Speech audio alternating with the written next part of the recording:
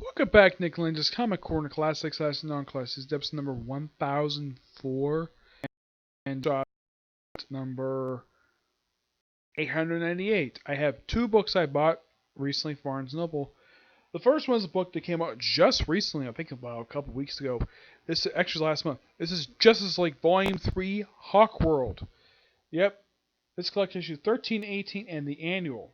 Now, 13 and 18 themselves, this is 13 to 18. 13 and 18 are two parts of the Legion of Doom story by James Tynion IV, which has a storyline. The storyline for that is that Joker leaves the group after being, manipulated, being lied to by Lex Luthor. Him and I think it was like one other person who leaves the group in this storyline. Let's see. I'm trying to remember who was the other one. Not Cheetah. Cheetah actually stays, surprisingly.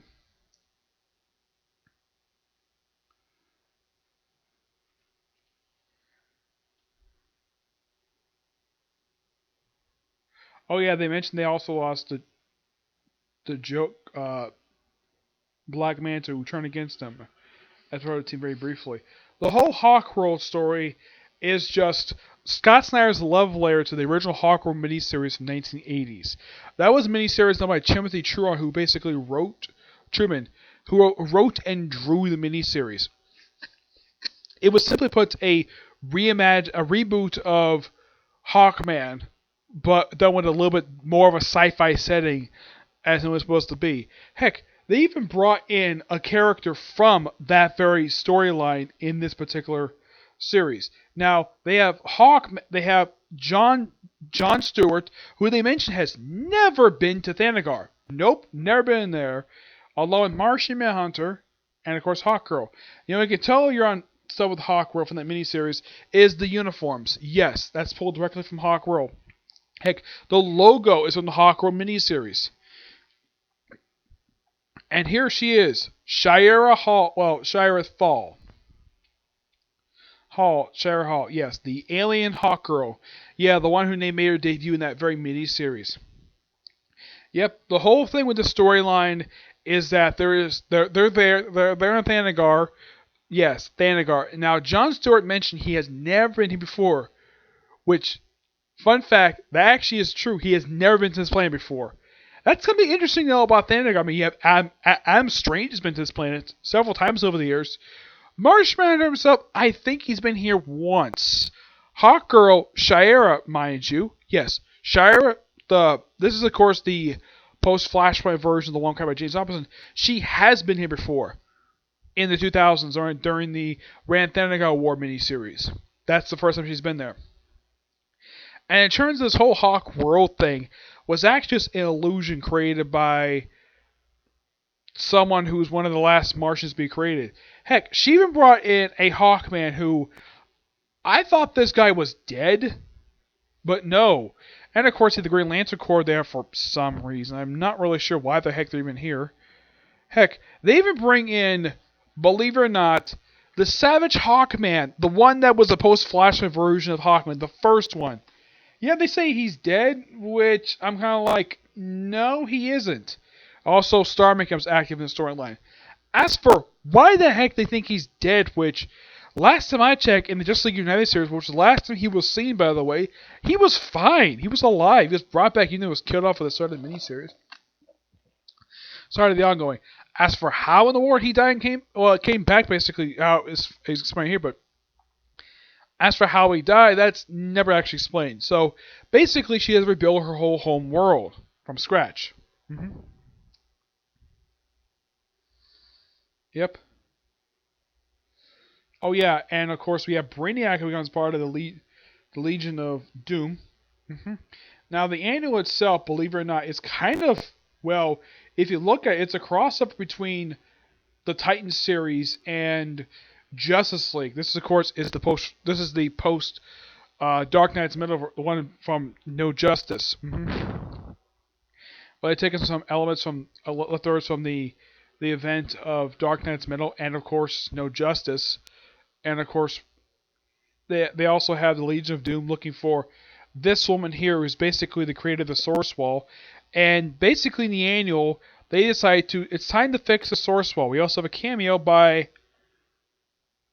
stuff from various books. We have the Ghost Sect, that's from Justice League Odyssey series. That's freaking dark side there.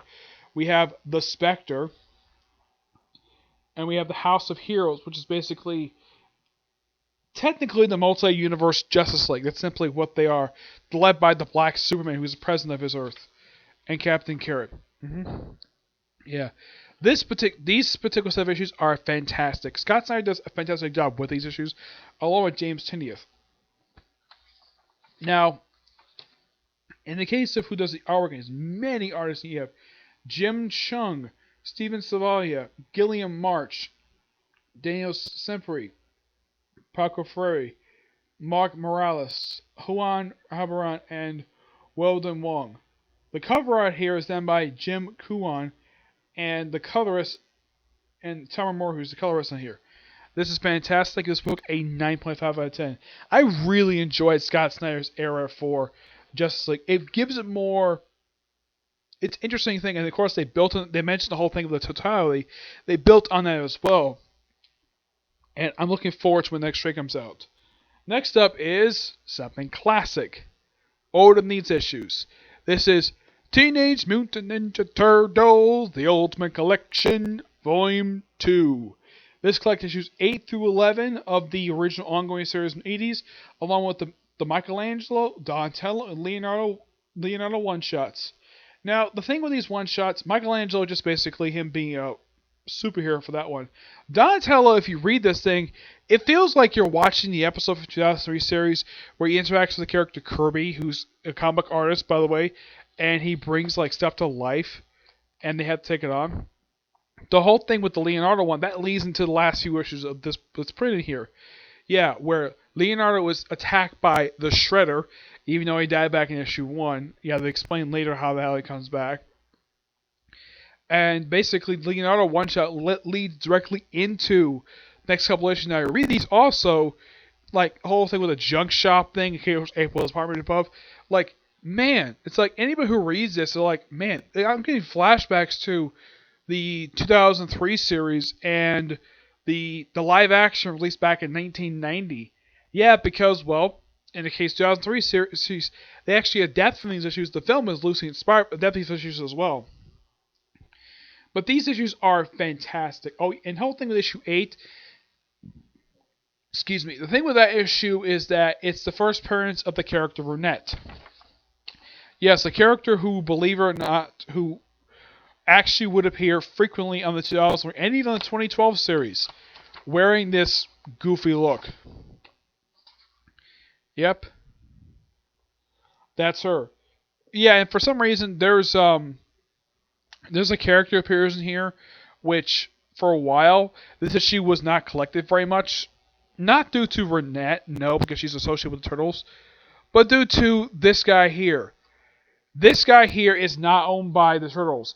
I'm not sure who this guy is. This is a character who, it's just a character, just some anamorphic character. I'm not really sure who this guy is. He pops up for this one issue and that's it. Now, Renette in the 2012 series kind of started to relate to Michelangelo when she develops a crush on her. You also see her take off her helmet in this particular issue as well. Now, this issue was loosely adapted for one episode of 2003 series. Now, the 2012 series did also adapt this one as well. Well, mostly anyways, but at least they got a chance to see Renette with her hat on. And basically, they had this thing in here where they call, now, there is a silly, kind of bad word that was basically something was very common when I was a little kid. That was kind of bad to say, which is butthead. Yes. That was a kind of a insult, was very common in the 80s and 90s to say, to call somebody who is not a very nice person. It's not something I never repeat. Yeah, it's almost just as bad as someone that's stupid or saying shut up. It's just as bad. But at least it's not as bad as basically cursing. Yeah, maybe a bad word per se, but not all that bad.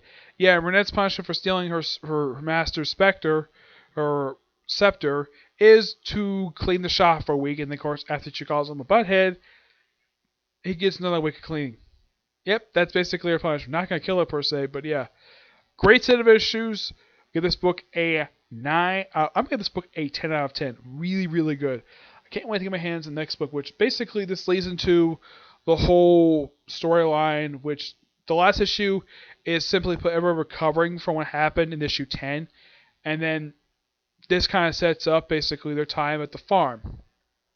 Yep. But yeah, two really good trades. I highly recommend both of them. Turtles one mainly for Turtles fans, Justice League for anybody.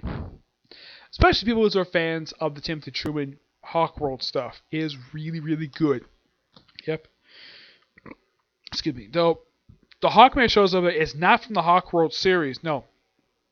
That Hawkman is from the Tony S. Daniel series from 2011. It's that particular Hawkman. Though it leads to getting back his mace this time, and I gave him a freaking axe like Rob Liefeld decided to give him for some strange reason. Yeah. So yeah, that's it for this particular review. I have 2 more reviews coming today. Another Comic Corner, and a review of the newest chapter of My Hero Academia. Okay? See you next video. Bye.